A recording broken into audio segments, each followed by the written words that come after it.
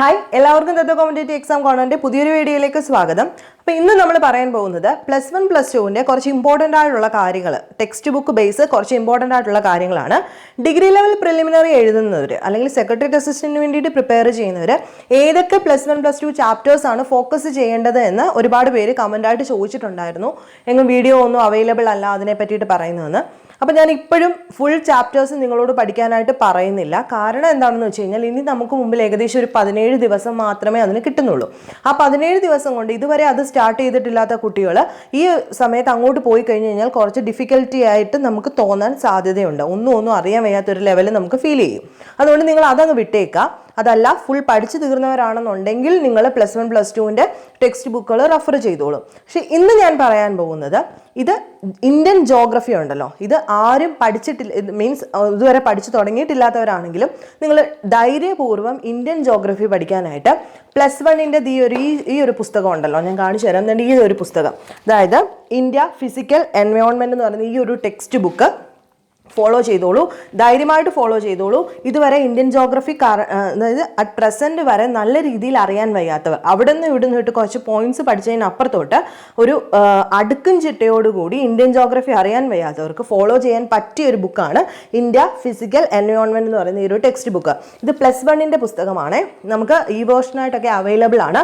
അപ്പോൾ നിങ്ങൾ ശ്രദ്ധിക്കേണ്ട കാര്യം, ഇതിൻ്റെ ഫസ്റ്റ് ചാപ്റ്റർ എന്ന് പറയുന്നത് ഇന്ത്യ ലൊക്കേഷനാണ്. കാണാൻ പറ്റുന്നുണ്ടോ?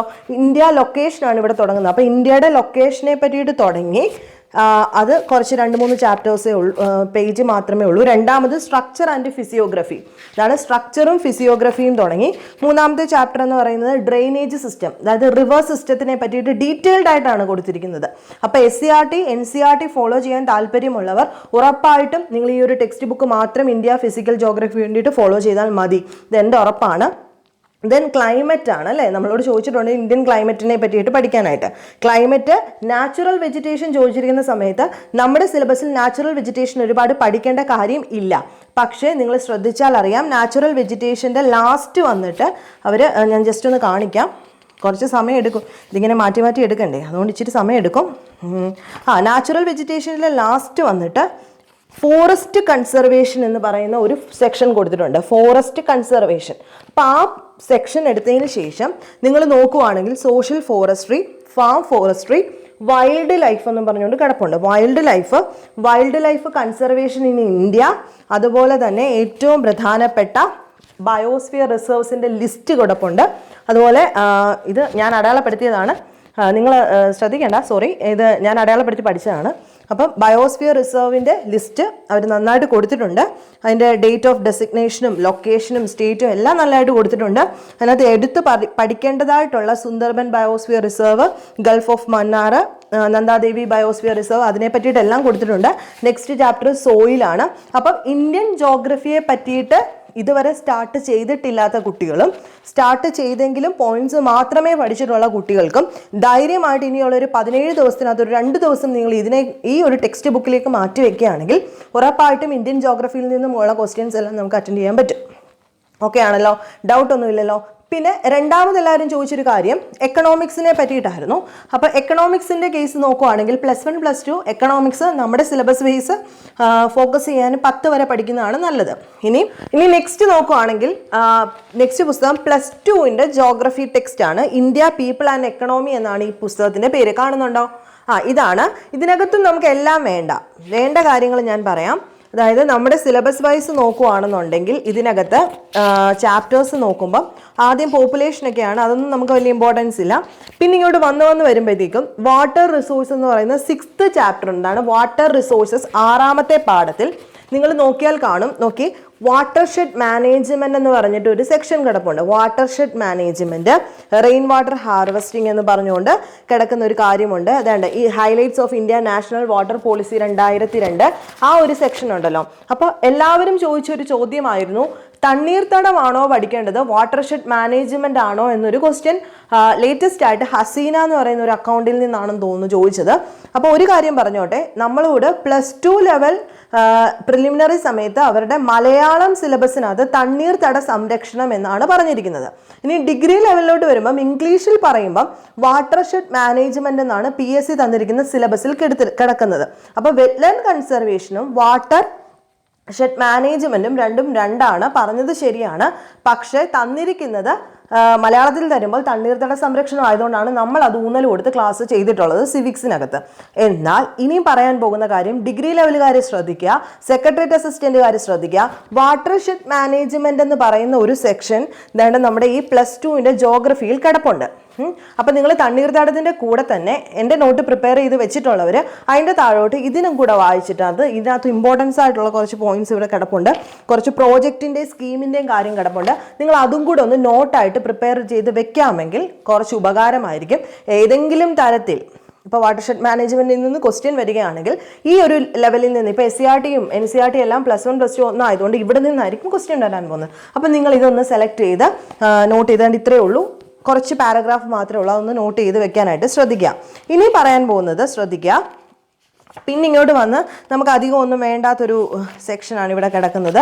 പിന്നെ ഇന്റർനാഷണൽ ട്രേഡ് എന്ന് പറയുന്ന 11ാമത്തെ ചാപ്റ്റർ, എന്താ +2കാർക്ക് ജോഗ്രഫിയിൽ ഇന്റർനാഷണൽ ട്രേഡ് എന്ന് പറയുന്ന ചാപ്റ്റർ 11 നോക്കുവാണെങ്കിൽ അവിടെ നമുക്ക് വേണ്ട കുറച്ച് കാര്യങ്ങളുണ്ട്. അതായത് ഇത് നോക്കി പറയുന്നതുകൊണ്ടാണ് സമയം പോകുന്നത്. ഈ പോർട്ടുകളെ പറ്റിയിട്ട്, ഈ കാൺല പോർട്ട് കാണാൻ പറ്റുന്നോ? കാൺല പോർട്ട്, മുംബൈ ജവഹർലാൽ നെഹ്റു പോർട്ട്, മർമഗോവ അല്ലെങ്കിൽ ന്യൂ മാംഗ്ലൂർ പോർട്ടിനെ പറ്റിയിട്ടൊക്കെ കുറച്ച് ഏറെ ഡീറ്റെയിൽസ് അവർ കൊടുത്തിട്ടുണ്ട്. എയർപോർട്ടുകളെ പറ്റിയിട്ട് കൊടുത്തിട്ടുണ്ട്. അപ്പം നിങ്ങൾ അതൊക്കെ ഒന്ന് നോക്കാനായിട്ട് ശ്രദ്ധിക്കുക. ഏറ്റവും ലാസ്റ്റായിട്ട് വളരെ വളരെ വളരെ ഇമ്പോർട്ടൻ്റ് ആയിട്ട് നോക്കേണ്ട ഒരു ചാപ്റ്ററാണ് ചാപ്റ്റർ 12, +2 ജോഗ്രഫി പാഠം 12, geographical perspective on selected issues and problems എന്ന് പറയുന്ന ഒരു പാഠം. അപ്പം ഇതിനകത്താണ് നമുക്ക് ഏറ്റവും കൂടുതൽ ക്വസ്റ്റ്യൻ വരാൻ സാധ്യതയുള്ള പൊല്യൂഷൻസിനെ പറ്റിയിട്ട്, അല്ലേ? ജോഗ്രഫിക്കകത്തും അതുപോലെ തന്നെ സയൻസ് ആൻഡ് ടെക്നോളജിക്കകത്തും നമ്മളോട് ചോദിച്ചിട്ടുള്ള പൊല്യൂഷൻസിനെ പറ്റിയിട്ട് ഒരുപാട് കാര്യങ്ങൾ ഈ ഒരു സെക്ഷനിൽ നിന്ന് നമുക്ക് കിട്ടും. വാട്ടർ പൊല്യൂഷൻ ആണെങ്കിലും എയർ പൊല്യൂഷൻ ആണെങ്കിലും ഇവിടെ നിന്നൊക്കെ ഒത്തിരി ക്വസ്റ്റ്യൻ വരാം. Air pollution involved, oxides of sulphur, oxides of nitrogen, carbon dioxide, carbon monoxide, അങ്ങനെയെല്ലാം സോഴ്സസിനെ പറ്റിയിട്ടൊക്കെ ഡീറ്റെയിൽഡ് ആയിട്ട് കൊടുത്തിട്ടുണ്ട്. എയർ പൊല്യൂഷൻ, നോയിസ് പൊല്യൂഷൻ, അതുപോലെ റൂറൽ അർബൻ ഏരിയയുടെ പ്രോബ്ലംസിനെ പറ്റിയിട്ടും ലാൻഡിൻ്റെ ഡീഗ്രഡേഷനെ പറ്റിയിട്ടും എല്ലാം ഡീറ്റെയിൽഡ് ആയിട്ട് ഈ NCERT SCERT ടെക്സ്റ്റ് ബുക്കിൽ അവർ കൊടുത്തിട്ടുണ്ട്. സോ ആ ഒരു ചാപ്റ്ററും നിങ്ങൾ നന്നായിട്ട് വായിക്കാനായിട്ട് ശ്രദ്ധിക്കുക.